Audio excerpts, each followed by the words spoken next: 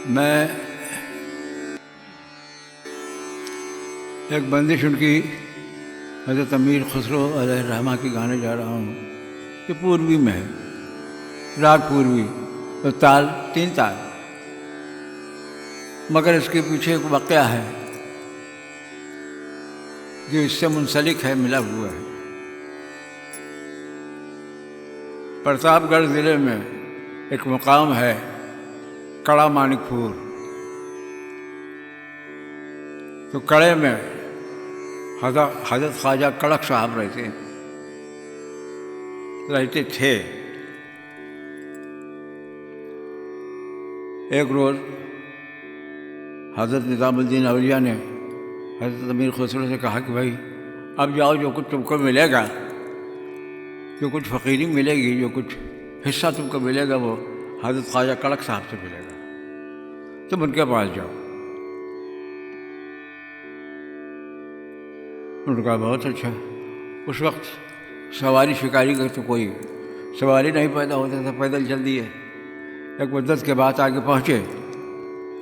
पहुँचने के बाद अब तो कड़ा मैंने बहुत ही वैसा हो गया है, बहुत फैल गया है। उस वक्त बहुत छोटा सा गांव था। तो वहाँ लोगों से पूछा कि हाँ भाई हज़रत ख्वाजा कड़क साहब कहाँ रहते हैं? तो लोगों ने बताया कि भाई यहाँ कड़क वड़क तो कोई रहते नहीं। हाँ, ये जानते हैं कि वहाँ उधर बड़ी दूर पे एक फ़कीर बैठते हैं जो वहाँ वही रहते हैं, हो सकता है वही हों। खैर ये जाकर उनके पास पहुँचे तो वहाँ जाके देखा कि शराब की भट्टी बनी हुई है और उसी में पैर लटकाए बैठे हुए हैं हज़रत और शराब पी रहे हैं।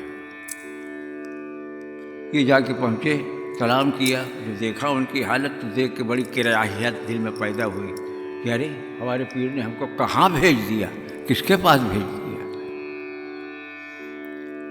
सलाम दुआ करके थोड़ी देर ठहरे, उसके बाद सीधी वापस हो गए। जब वापस होके यहाँ आए, दिल्ली पहुँचे, आके हज़रत निज़ामुद्दीन औलिया के सामने जब पहुँचे तो तब हज़रत निज़ामुद्दीन औलिया ने देखा है। उन्होंने कहा कि खुसरो तुम तो बिल्कुल खाली खाली आए हो, क्या मतलब हुआ? उन्होंने कहा हुजूर आपने कहाँ मुझको भेज दिया, किसके पास भेज दिया? वो तो भट्टी बनाए हुए शराब पी रहे हैं, उनसे फ़कीरी से क्या ताल्लुक़ है? तो आपने कहा कि वो बहुत ही नादानी की तुमने, फिर जाओ उन्हीं के पास, अब जो कुछ मिलेगा तुमको वहीं से मिलेगा। और ये हमारा खिरका लो, खिरका जो पहनते रहे एबा, ये जाके नजराना देना उनको। फिर ये अब मरता क्या न करता, वही फसल फिर लौटे अपने पीर का खिरका लेके। आके पहुँचे हज़रत ख्वाजा कड़क साहब के सामने, सलाम करके बैठ गए। तो हज़रत ख्वाजा ने फरमाया कि फिर आ गया तू? उनका हाँ सुर, हमारे पीर ने सलामत किया है आपको, ये खिरका नजराना दिया है कि मेरे जाके उनको नज़र करना।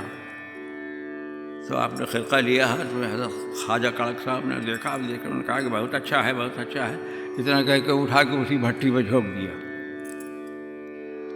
अब जो झोंक दिया तो इनको बड़ी रूही तकलीफ हुई हज़रत अमीर खुसरो को कि देखो हमारे पीर का खिरका उठा कर भट्टी में झोंक दिया, शराब की भट्टी। मगर जाए अदब चुप खामोश बैठे, थोड़ी देर बैठे रहे। उसके बाद इन्होंने देखा, आओ न ताओ, हज़रत ख्वाजा कड़क साहब ने इनकी गर्दन पकड़ी और पकड़ के उसी भट्टी में झोंक दिया। तो वहाँ ये कि देखा कि ना कहीं हट्टी न भट्टी, एक कमरा है बहुत बड़ा हुआ, बहुत सजा हुआ, और उसमें न जाने कितने खिरके टंगे हुए हैं।